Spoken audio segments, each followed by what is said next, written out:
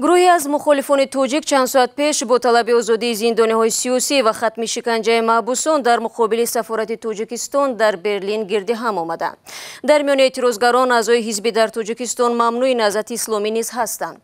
آنها در دست شعار و آویزه‌ها با سیمای اعضای زندانی شده این حزب در کوچه مقابل سفارت توجیکستان در برلین ایستادند.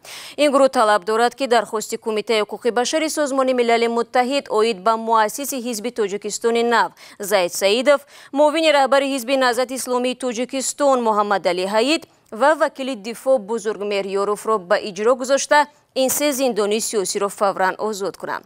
در اظهارات این گروه آزادی همه زندانیان سیاسی در توجیکستان طلب شده است.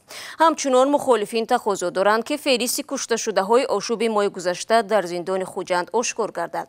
تعدادی از مخالفان هفته گذشته درباره تشکیل گردی همایی در برلین خبر دادند. در پاسخ برخی از گروه های جانبدار حکومت توجیکستان گفتند که آنها در نزد سفارت آلمان در دوشنبه گردی همایی تشکیل کرده زیادی حضور مخالفان در اروپا اعتراض میکنند.